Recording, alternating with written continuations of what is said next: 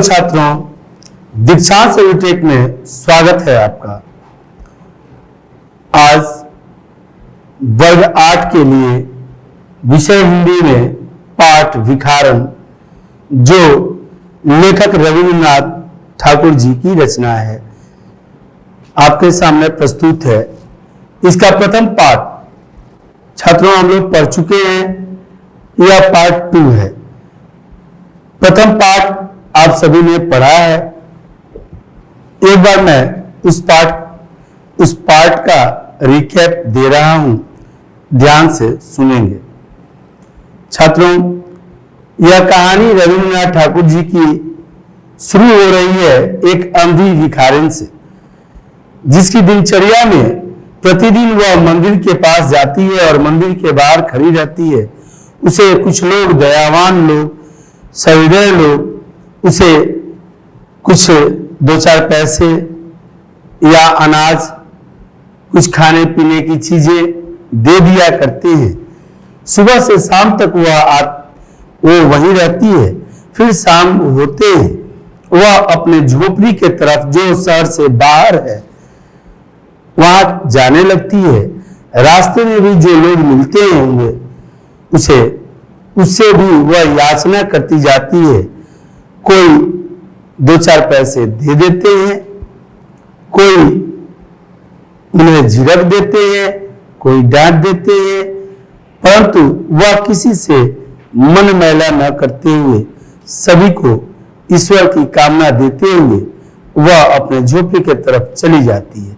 जैसे ही झोपड़ी के पास पहुंचती है, एक 10 वर्ष का बच्चा झोपड़ी से आता है और उससे लिपट जाता है, मानो जैसे उससे अंधी बुढ़िया का ही वह बेटा हो।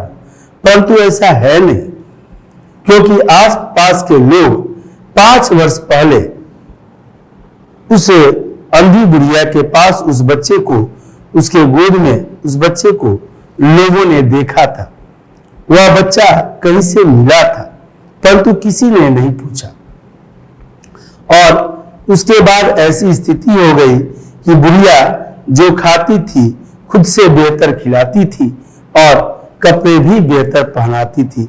अपने फटेहाल रहते हुए भी उसे बेहतर सुविधा देने की कोशिश करती थी। बुढ़िया के पास खाने पीने की वस्तुएं भी मिल जाती और कुछ धन भी मिल जाता, अतः खाने पीने की चीजों से ही वह काम चला लेती और धन को अपने घर में एक हांडी रखी थी, उसमें डाल देती। जो भी 2 पैसे, 3 पैसे, 4 पैसे आते, उसे डाल देती थी। 10 वर्ष का वह बच्चा, उसके साथ वह भोजन करती, उसे भरपेट खिलाती, फिर अपने खाती, जैसे कि एक माँ अपने बेटे को खिलाती है, और बाद में रात होने पर उसे अपने सीने से लगाकर वहीं पड़ जाती, वहीं सो जाती। उसके झोपड़ी में एक तो वो गरीब थी, वह हेय दृष्टि से देखी जाती थी, समाज से पृथक अलग रहती थी, शहर से बाहर उसकी झोपड़ी थी और उसमें वह अपने उस बच्चे के साथ, दत्तक पुत्र के साथ वह रहती थी, जिसे वह अपने हृदय से अपना बच्चा मानती थी। अपनी समस्त ममता को उसके ऊपर न्योछावर करती थी, उसे अपने बुढ़ापे का सहारा मानती थी। दूसरे तरफ यह तो खुशी खुशी उसका जीवन चल रहा था। पुनः जब सुबह होती तो वह बुढ़िया, वह अंधी बुढ़िया, उस बच्चे को खिला पिला के मंदिर पर चली जाती थी, मंदिर के पास, जहां वह सुबह से शाम तक भिक्षा मांगती थी। और उसके जीवन का यही दिनचर्या था। इसी दिनचर्या के साथ वह जीवन यापन कर रही थी। दूसरे तरफ कहानीकार रविन्द्रनाथ ठाकुर जी ने ध्यान आकर्षित किया है कि एक सेठ हैं, शहर के नामी गिरामी सेठ हैं, प्रसिद्ध सेठ हैं, और उस सेठ, बनारसी दास उनका नाम है, उस सेठ की इतनी प्रख्याति है, विख्याति है कि बच्चा बच्चा उन्हें जानता है। वह सेठ धर्मात्मा है, समाज सेवी है, सबका ख्याल रखने वाले हैं। अतः उनकी कोठी पर सदैव ही भीड़ रहती है। कुछ लोग तो उनसे कर्ज उधार मांगने के लिए जमा होते हैं, तो कुछ लोग उनके पास अपनी जमा पूंजी जमा करने के लिए जमा होते हैं। और इस तरह से सेठ अपने मुनीम के साथ दिन भर अपने कोठी पर अपने कार्यालयी कार्यों को करते हुए वह अपना जीवन यापन कर रहे हैं। सेठ के पास लोग अपनी अपनी पैसे, अपनी पूंजी को जमा कराने जाते हैं। इस बात से बुढ़िया, अंधी बुढ़िया भी अवगत है। अब उसके घर में जो हारी थी वह पैसों को डालते डालते भर चुकी है। उस हारी को वह सेठ के पास लेके आना चाहती है, लेकिन उसका मन कई बार संकोचवश नहीं लेके आया है। परंतु जब वह हारी भर चुका है तब उसे यह ख्याल आया है कि मेरा बच्चा अभी 10 वर्ष का है, छोटा है, बड़ा होगा, इसके भविष्य के लिए यह संचय उचित है। अतः वह उसे डर है कि उसकी झोपड़ी में कोई चोरी न कर ले, इसलिए वह अपना हड़िया लेकर के सेठ के पास पहुंचती है। सेठ के पास पहुंच करके जब सेठ के पास गई तो सेठ ने पूछा, क्या है बुढ़िया? उसने कहा, हाड़ी को सरकाते हुए, चूंकि वह अंधी थी, वह पैसों को गिन भी नहीं पाती थी, अतः उन्होंने हाड़ी को सरका के कहा कि सेठ जी इसे जमा कर ले, मैं कहां कहां रखती फिरूंगी। मेरा एक बच्चा है, जब बड़ा होगा मुझे आवश्यकता होगी तो मैं ले लूंगी आपसे। यह कहते हुए सेठ से वह विनती करती है अपने पैसों को जमा कर लेने के लिए, और सेठ आदेश देते हैं अपने मुनीम को कि गिन ले पैसों को और खाता बही में अपने जमा कर लें। मुनीम उनका नाम पूछते हैं और उनके नाम पर उनके पैसों को गिनकर वह खाता में जमा कर लेते हैं। आइए उसके आगे की कहानी अब इस पार्ट में हम देखते हैं।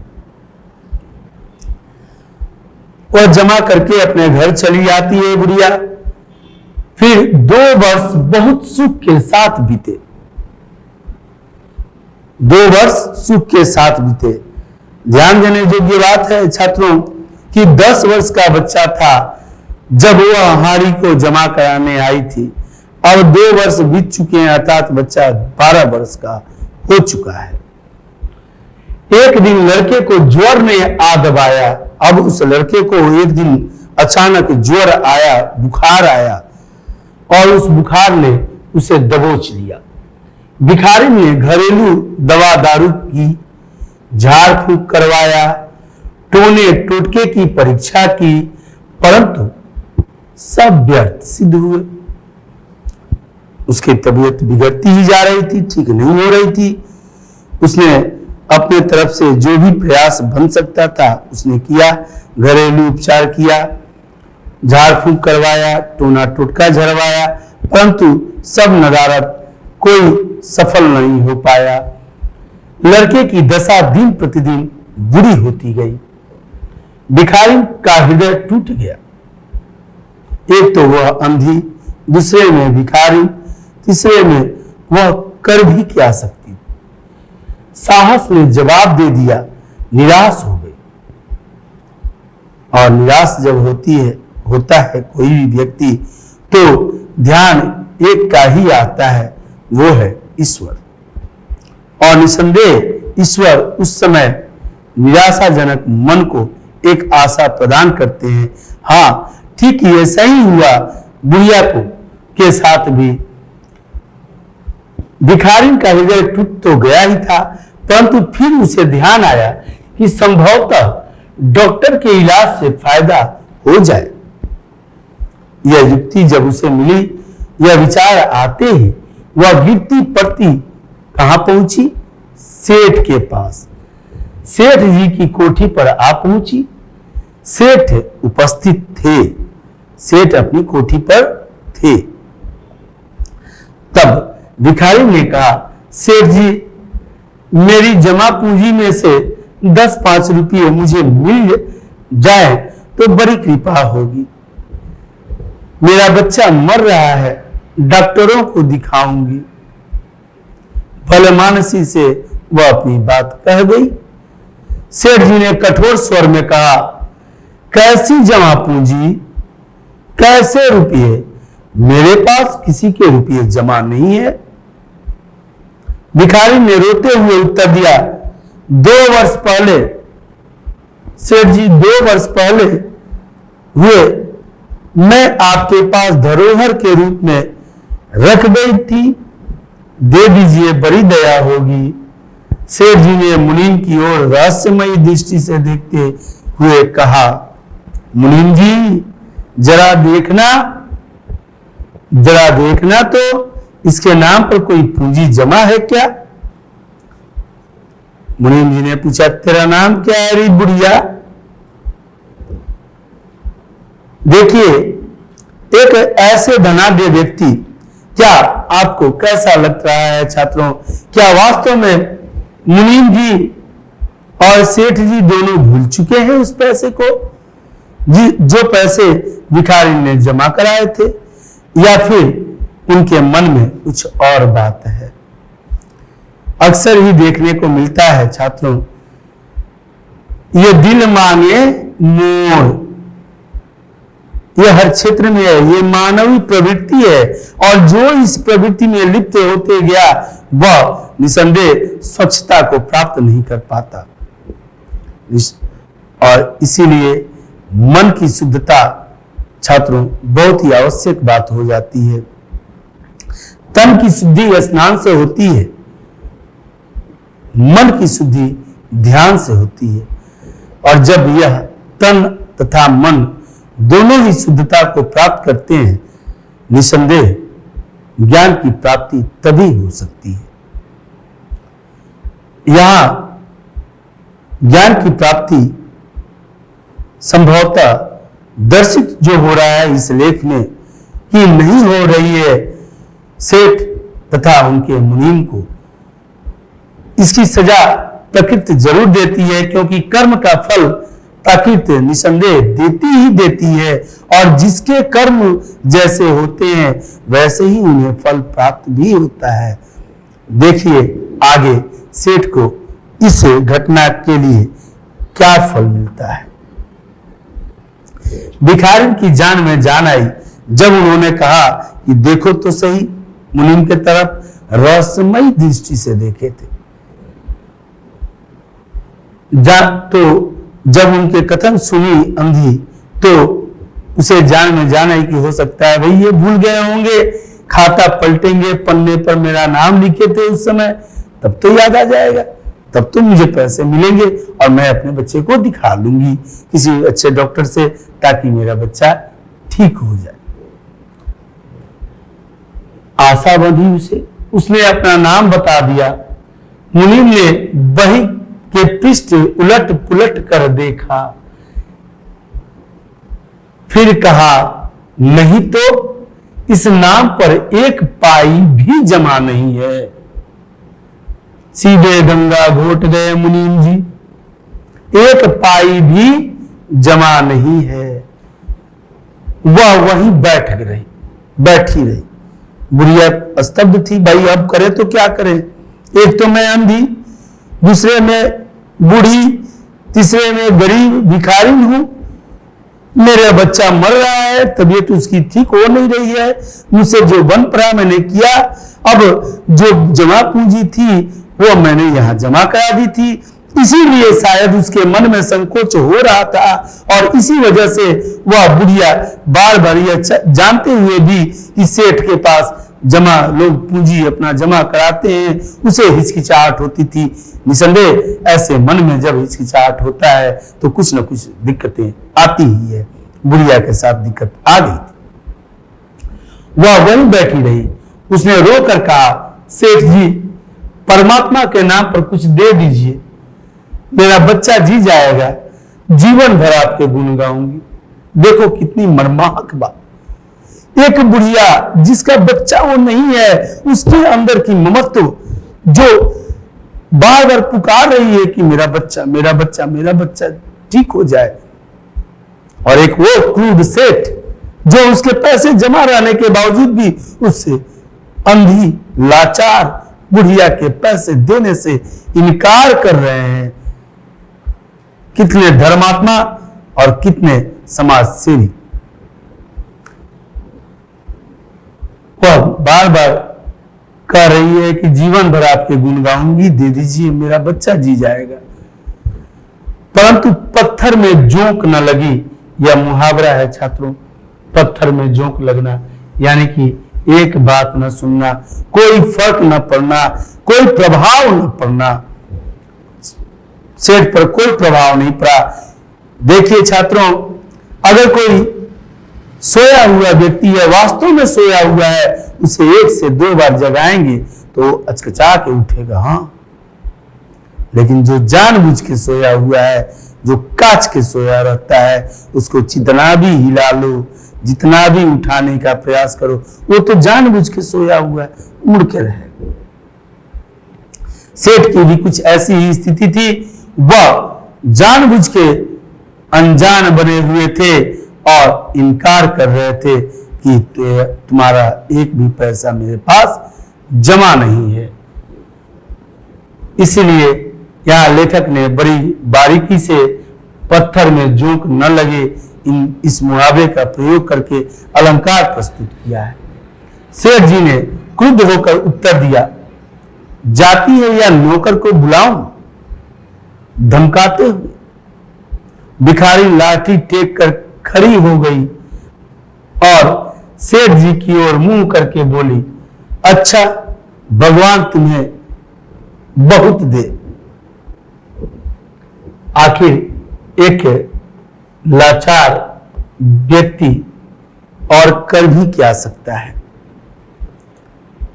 जो सबल नहीं, दुर्बल हो, निर्बल हो, वह किसी सबल व्यक्ति के साथ कोई व्यवहार, दुर्व्यवहार या फिर किसी अन्य प्रकार की गतिविधि को तो कर नहीं सकता। अतः वह लाचार बुढ़िया उन्हें यह कह दी कि अच्छा भगवान तुम्हें बहुत दे, मैं तो जा रही हूं, मुझे अब मार के भगाने की बात कर रहे हो? मैंने तो तुम्हें दिया है, मैं क्यों झूठ बोलूंगी? मेरा बच्चा मर रहा है, मुझे पैसे की जरूरत है, अपने बच्चे को बचाने के लिए मैं भगवान के नाम पर तुमसे दया की भीख मांग रही हूं, अपनी आंचल फैला करके मांग रही हूं। भला एक माँ अपने बच्चे के लिए अगर मांग रही है, वो भी जमा करने के बाद, कोई कर्ज भी नहीं मांगने गई थी वह अंधी भिखारन, फिर भी सेठ ने उसके साथ इतना दुर्व्यवहार किया, उसे भगाने पर मजबूर किया, भागने पर मजबूर किया। तो अंततः उसने यह बात कही। इस बात में उसने कोई उनको आशीर्वाद नहीं दिया, बल्कि अभिशाप दिया। यह आशीष नहीं, बल्कि एक दुखिया का शाप था। बच्चे की दशा बिगड़ती गई। एक दिन उसकी अवस्था चिंताजनक हो गई। प्राणों के लाले पड़ गए। प्राणों के लाले पड़ना यह भी मुहावरा है, अर्थात बचने की उम्मीद न होना, जान पर बन आना।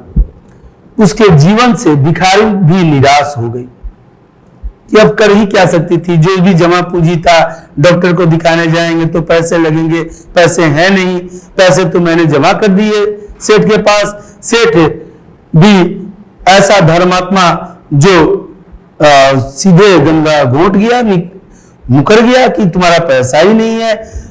झाड़ फूंक, टोने टोटके आदि का उसने प्रभाव देख लिया था, उसका कोई प्रभाव नहीं था। अब जब उसके पास कोई चारा नहीं था, लाचार बुढ़िया अब वह भी उसके जीवन से निराश हो चुकी थी। अब वह मान चुकी थी कि इस बच्चे का जीवन मैं बचाने में अक्षम हूं और यह निसंदेह मर जाएगा। सेठ जी पर रह रहकर उसे क्रोध आता था। इतना धनी व्यक्ति है, 2-4 रुपये दे देता तो क्या चला जाता, और फिर मैं उससे कुछ दान नहीं मांग रही थी, अपने ही रुपये मांगने गई थी। सेठ जी ने से उसे घृणा हो गई। भला क्यों न हो, ऐसे व्यक्ति से घृणा न हो तो किससे हो, जो ऐसी विकट परिस्थिति में असहयोग की भावना, ऐसी विकट परिस्थिति में यह निसंदेह मनुष्यता नहीं बल्कि दानवता है। बैठे बैठे उसको कुछ ध्यान आया। उसने बच्चे को गोद में उठा लिया और ठोकरे खाती गिरती पड़ती सेठ जी के पास पहुंची और उनके द्वार पर धरना देकर बैठ गई। बच्चे का शरीर जोर से तप रहा था, साथ में भिखारी का कलेजा भी। छात्रों, जब विकट परिस्थितियां आती हैं तो कभी घबराना नहीं चाहिए।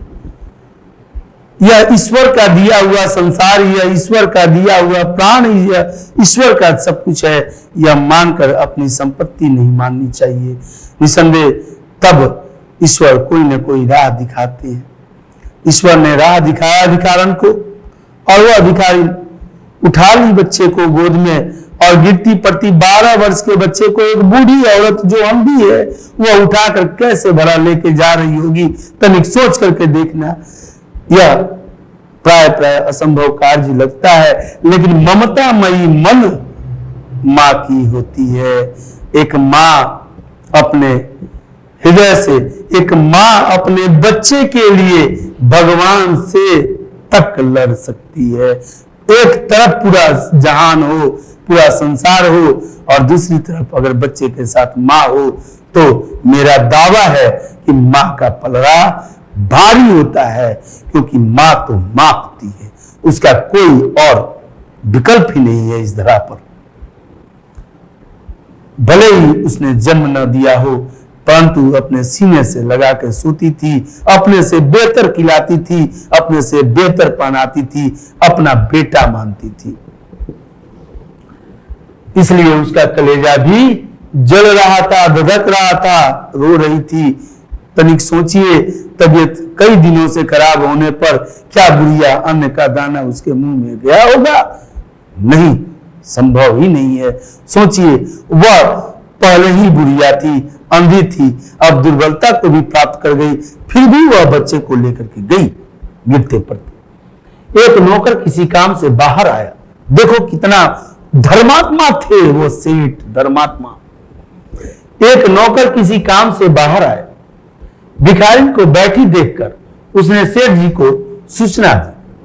सेठ जी ने आज्ञा दी, उसे भगा दो। कहने में क्या जाता है, यहां तो बुढ़िया का लाल जा रहा है। नौकर ने भिखारी को चले जाने के लिए कहा, किंतु वह स्थान से न हिली।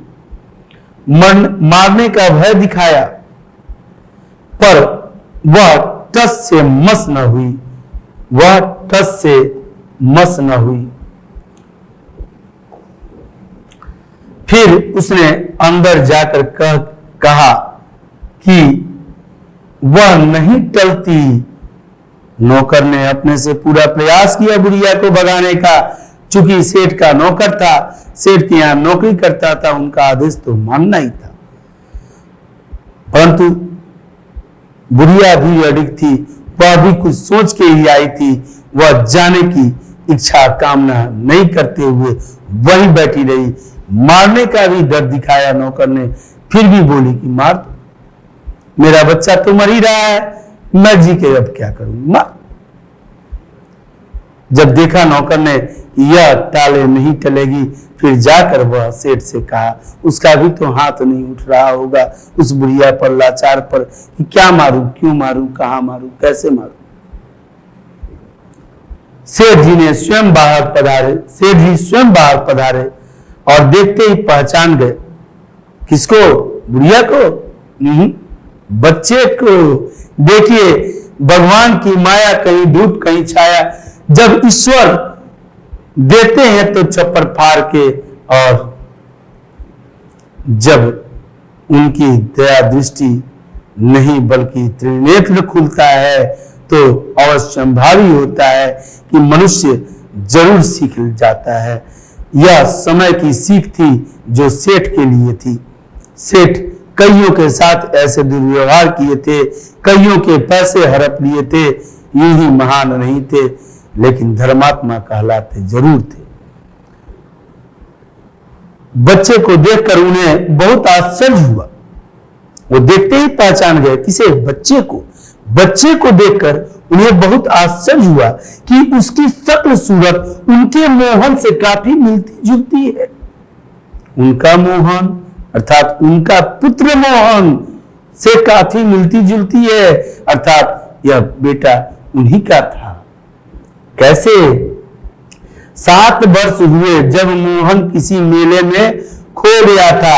अर्थात अब यहाँ उस प्रश्न का उत्तर हमें मिलने वाला है छात्रों, जो प्रथम पाठ में हम लोगों ने किया था कि बच्चा कितने वर्ष की आयु में भिखारिन को प्राप्त हुआ था।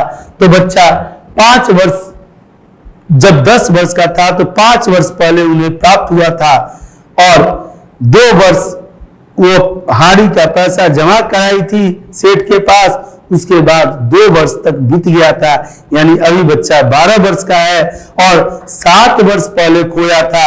अर्थात बच्चा कितने वर्ष की आयु में खोया था? सेठ का बच्चा 5 वर्ष की आयु में खोया था। जब बुढ़िया को वह मिला था तो उसकी उम्र 5 वर्ष हो रही थी।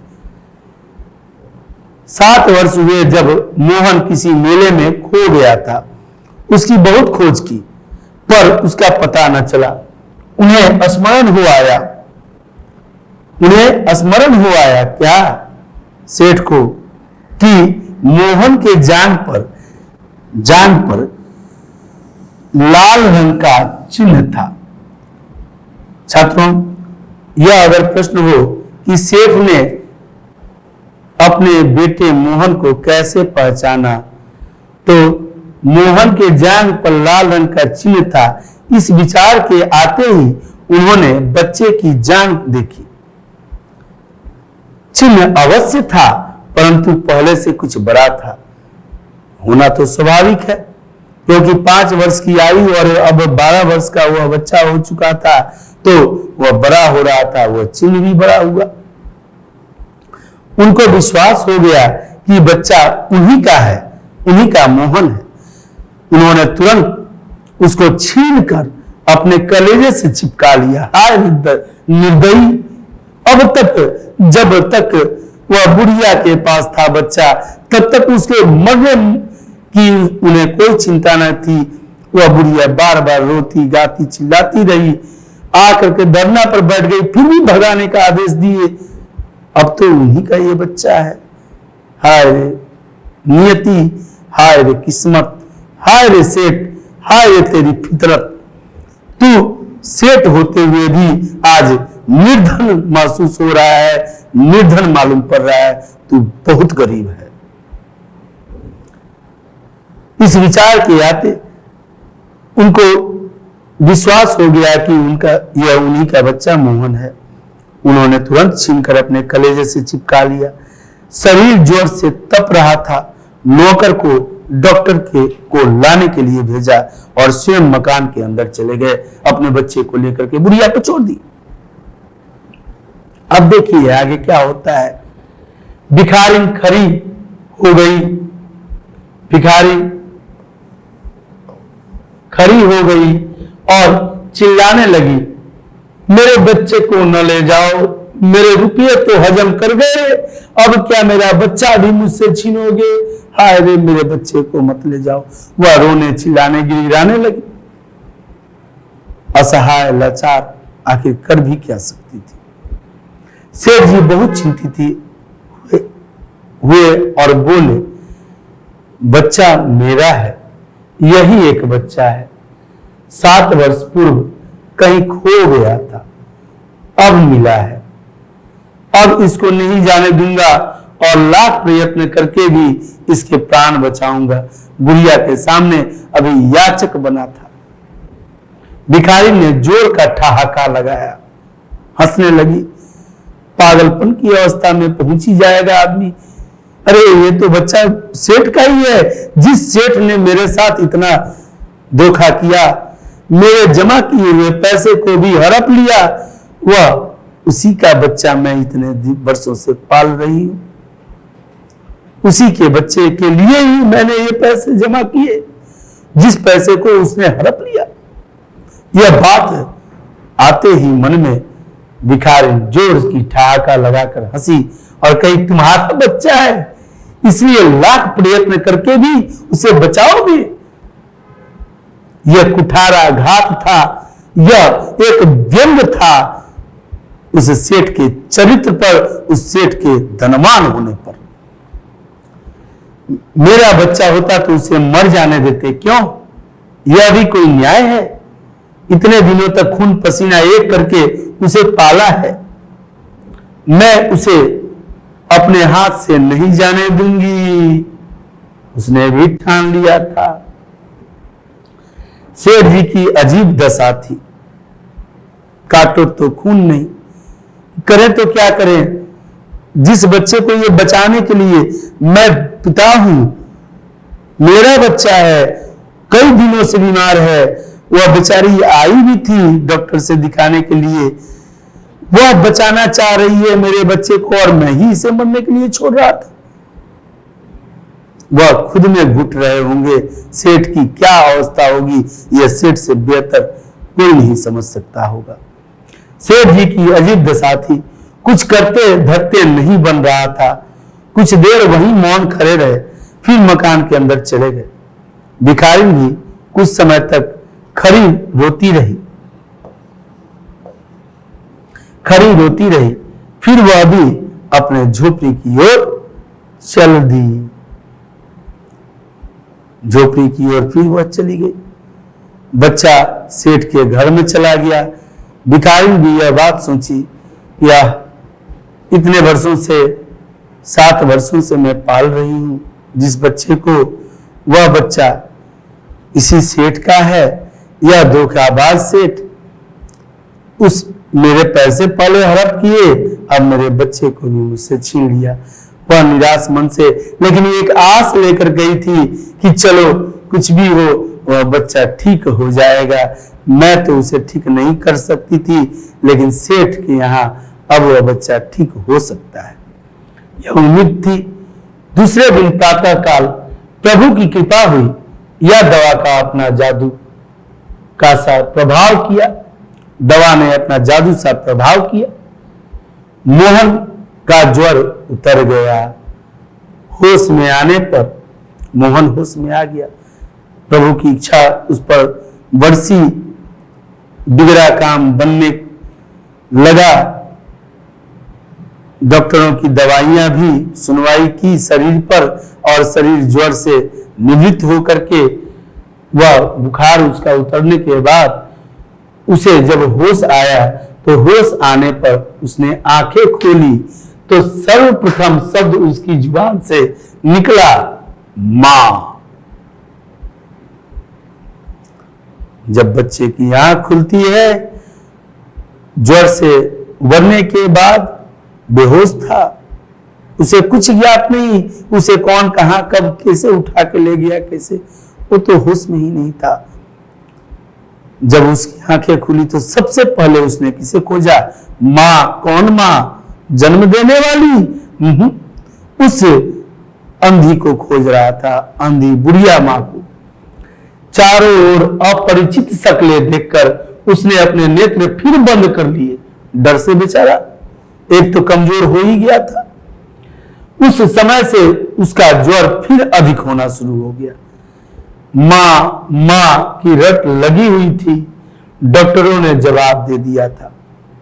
सेठ जी के हाथ पांव फूल गए। हाथ पांव फूलना मुहावरा हो गया है, जिसका अर्थ होता है डर जाना। काफी डर गए थे सेठ, क्योंकि अब डॉक्टरों ने भी जवाब दे दिया कि भाई मैं अब एक बार तो होश में आया, फिर अब इसके फिर ज्वर चढ़ने लगा और माँ की रट लगाए हुए, इसका क्या उपाय है? मेरे पास कोई इलाज नहीं है। चारों ओर अंधेरा दिखाई पड़ने लगा। चारों ओर अंधेरा दिखाई देना यह भी मुहावरा है, अर्थात कुछ न सूझना। वास्तव में सेठ की ऐसी हालत हो ही गई। क्या करूं, एक ही बच्चा है, इतने दिनों के बाद मिला भी तो मृत्यु उसको चंगुल में दबा रही है, उसे कैसे बचाऊं? हाय रे, ये तरफ, इस तरफ की अनुभूति कुछ समय पहले, एक दिन पहले तक उस बुढ़िया, लाचार बुढ़िया, अंधी बुढ़िया के हृदय में जो चल रहा था, अब वह उसके पिता सेठ बनारसी दास के हृदय में भी चलने लगा। यही तो ईश्वरीय कृपा होती है। अचानक उन्हें भिखारन का ध्यान आया। पत्नी को बाहर भेजा कि देखो कहीं वह अब तक द्वार पर तो न बैठी हो, परंतु वह वहां कहां, वो तो चली गई थी झोपड़ी में अपने। सेठ जी ने फिटन तैयार कराई। सेठ जी के पास इतने अमीर थे कि उस समय कार थी, फिटन कार, उस समय की सबसे उन्नत और उत्तम कार। और बस्ती से बाहर उसकी झोपड़ी पर पहुंचे, शहर से बाहर जाकर उसकी झोपड़ी पर पहुंचे। झोपड़ी बिना दरवाजे की थी, गरीब की झोपड़ी थी। अंदर गए, देखा भिखारी ने एक फटे पुराने टाट पर लेटी पड़ी है और उसके नेत्रों से अश्रु धारा बह रही है। अब उसके जीवन में बचा ही क्या था? धन था, हो गया। धन की उसको चिंता ना, वो अपने बच्चे की चिंता कर रही थी। अब उसका सहारा कौन? उसका बुढ़ापा का सहारा तो छीन गया, उस सेठ ने उसका सब कुछ छीन लिया। अब वो जाए तो जाए कहां, करे तो क्या करे? उसको कुछ मन नहीं कर रहा होगा। वह न मंदिर जानती है अब, न मस्जिद, गुरुद्वारा, चर्च, न ईश्वर को, न इंसान को। उसको अब किसी से मतलब नहीं था, क्योंकि उसको उसके जीवन का जो आधार था, उसका बच्चा, अब उसके पास नहीं था। यूं भी अगर वह रखती अपने झोपड़ी में तो भी उसका न बचता, और ले गई तो भी न हुआ। इसलिए वह रो रही थी। सेठ जी ने धीरे से उसको हिलाया। उसका शरीर भी अग्नि की भांति तप रहा था। सेठ जी ने कहा, बुढ़िया, तेरा बच्चा मर रहा है। डॉक्टर निराश हो गए। रह रह कर वह तुझे पुकारता है। अब तू ही उसके प्राण बचा सकती है। चल। और मेरे कहते कहते उनके जबान रुक गए और रुक कर बोले, नहीं, मेरे नहीं, नहीं, तेरे बच्चे नहीं, अपने बच्चे की जान बचा ले। याचक के रूप में आज इतना गरीब अपने आप को महसूस कर रहा होगा जितना वह निर्धन, लाचार, अंधी बुढ़िया ने कभी अपने जीवन में नहीं महसूस किया हो। उतना महसूस आज सेठ कर रहा है, क्योंकि उसे गरीब दुखियारी के घर जाकर और उसे अपना आग्रह कर रहा है, क्योंकि आज उसके बच्चे पर बन आई है। ऐसे ही होते हैं स्वार्थी लोग। यह निसंदेह ऐसे सेठ धर्मात्मा नहीं, बल्कि धर्म भीरू होते हैं, जो कि संचय तो करते हैं। कबीर जी की एक, आप लोगों ने सुना होगा, एक दोहा के अंतर्गत ये बात कही गई है कि तरुवर फल नहीं खाते है, सरुवर पियत न पान। तरुवर वृक्ष अपना फल नहीं खाता और सरोवर अपना ही पानी नहीं पीता। वैसे ही संपत्ति सच ही सुजान, परहित के लिए परहित संपत्ति सच ही सुजान, परहित के लिए संपत्ति का संचय करते हैं, जो सुजन होते हैं, सुजान होते हैं, अर्थात जो सज्जन व्यक्ति होते हैं, वह संपत्ति का संचय परोपकार के लिए करते हैं, जबकि सेठ तो अपने भला के लिए दूसरों का बुरा किया, वह निसंदेह धर्मात्मा कहलाने योग्यता तो रखता ही नहीं है। छात्रों, इसे 3 पार्ट में बनाया गया है। अगले पार्ट में इस पाठ का समापन होगा। अतः अगले पार्ट के साथ भिखारिन के पार्ट 3 के साथ हम फिर मिलेंगे। तब तक के लिए धन्यवाद। आपका दिन मंगलमय हो। छात्रों, मैं एक बात तो जरूर कहूंगा, इस कहानी को कहने के बाद भाव विह्वल कहानी है, ममतामयी। यह इस कहानी के जो पात्र हैं और पात्रता है, आप अपने नजरिए से इस दुनिया को देख रहे हैं। आप नौजवान हैं, आप इस भारत के कर्णधार हैं। क्या इस तरह से जो विस्थापित लोग हैं हमारे समाज के, उन्हें यूं ही छोड़ देना चाहिए? क्या उनके जीवन में खुशियों का कोई हक नहीं? क्या उन्हें कभी आशा की किरणें नहीं बढ़ानी चाहिए, या फिर उनका सहयोग आगे बढ़ के करना चाहिए? यह तो तय करना आपकी स्वेच्छा पर निर्भर करता है, क्योंकि अक्सर ही देखा गया है कि शिक्षक तो अपना काम करते ही हैं, अच्छी अच्छी जानकारियां, अच्छी शिक्षा अपने सभी छात्रों में बराबर वितरित करते हैं।